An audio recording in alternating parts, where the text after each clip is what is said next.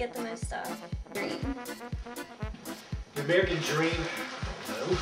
I think the American dream is to be debt-free, but still live well. The American dream.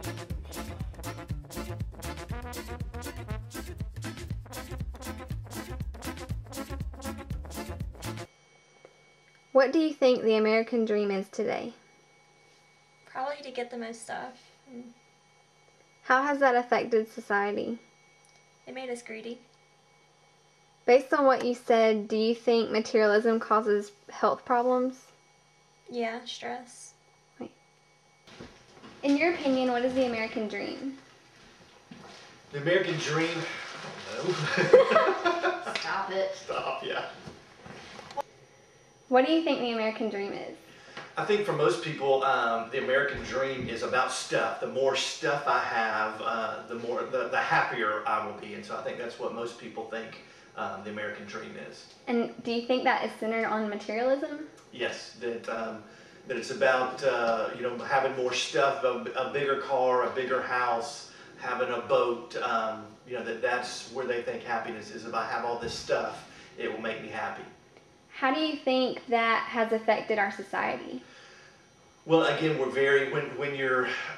that's the American dream, when that's your focus, then it's all about you and your stuff, and we lose sight of other people. That we spend all of our money and all of our time on what I can get for me instead of what can I do to serve other people. And how has that affected? You said it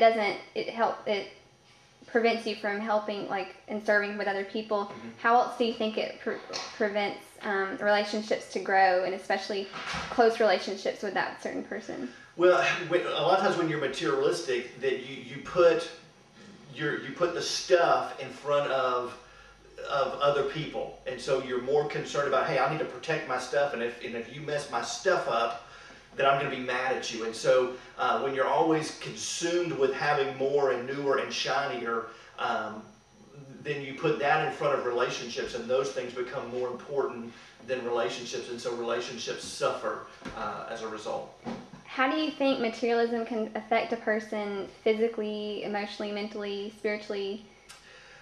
Well, again, those things can become all-consuming, and when you're very materialistic, typically you stress out about that stuff, because you want to protect it.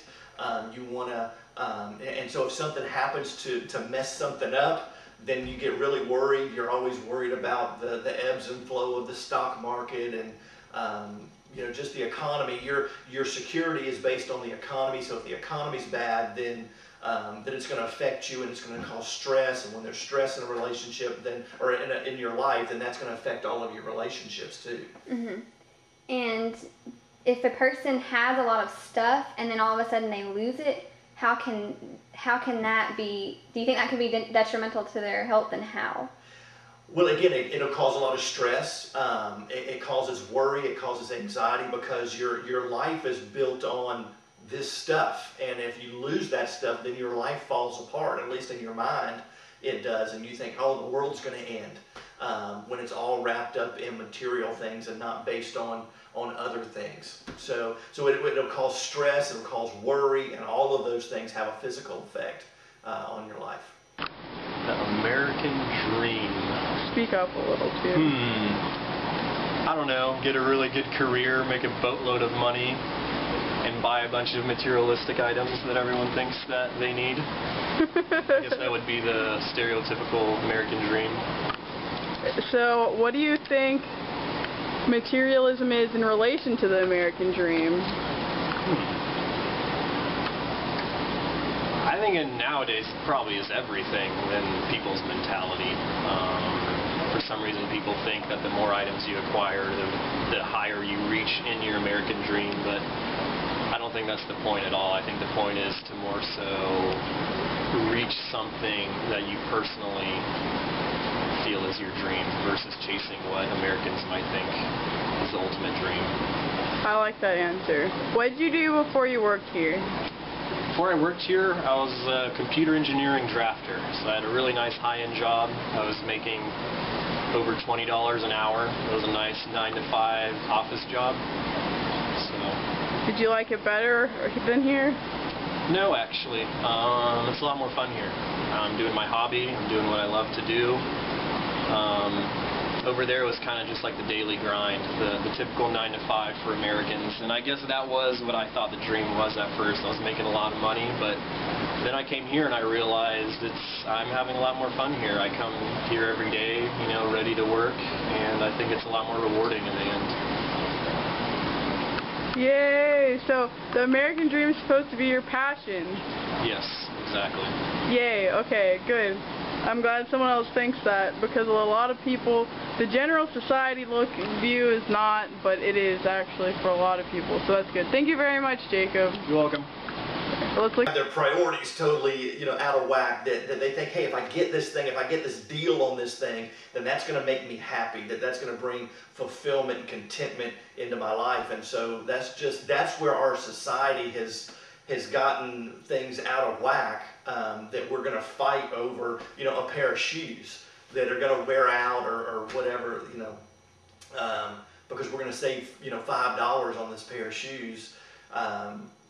Just that's where our society's at. It's just things have gotten out of balance with our priorities. And again, we're putting this thing ahead of other people, you know. And there's something wrong in our society when an inanimate object is more important than a living, breathing person. And that's some of the effect of materialism, I think, on our society. In the development of capitalism. Right. And I knew more about all of this before, but with the development of, well, Protestantism and capitalism started to happen at about the same time. And in Protestantism, in some forms of Protestantism, there was the idea that good works should show up in good rewards. I guess that's also an idea that's very popular in like television evangelism, this idea that somehow everybody should be rich. I don't think that's the original message of the Bible. You know, if you think about the story of Job and so on, Job, the lesson of the story of Job seems to be that no one should feel entitled to anything, no matter how good they are. But there was this idea, they developed this idea that that there was a correlation between faith and material success, material rewards. But I think that the strongest factor is just the economic system, you know, capitalism, and the drive. Well, capitalism lives on consumerism. I mean, there's nothing spiritual about capitalism. It doesn't want you to seek your true self. It just wants you to buy more goods. And the economy must grow. That doesn't mean that there should be wiser people. That doesn't help the economy, you know, in terms of enlightened people, Buddhas or Jesuses or whatever.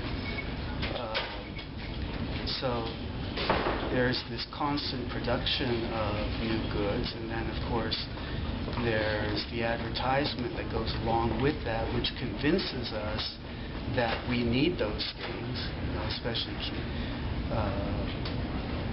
the kind of advertising that's directed at children is often criticized. But things that people don't really need, things that children don't really need, we are kind of made to believe that we need.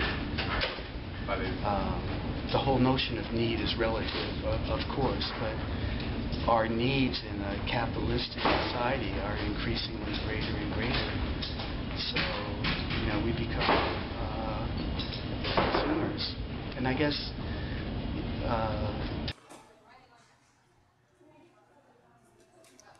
Anybody's American dream should have passion behind it.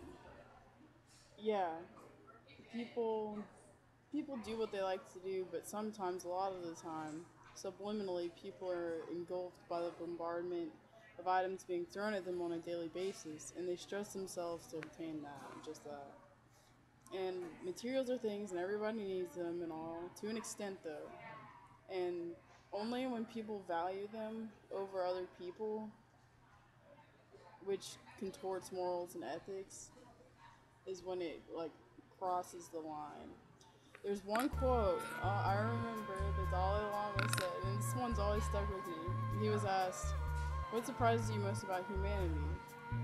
And he answered, "Man, because he sacrifices his health in order to make money, then sacrifices his money to recuperate his health.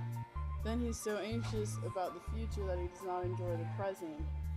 The result being he does not live in the present or the future. He lives as if he's never going to die, and then dies never really having lived." I mean, not everyone's obsessed with materials, but everyone is to an extent. Everyone's obsessed with materials, and that's the root of greed, selfishness, etc. That's what basically fuels your ego, I think. And I mean, technology now, supposedly, I guess like 20 years ago or whenever, media in technology is progressed the exploitation with advertisements and celebrity emphasis, basically. That's just what I think.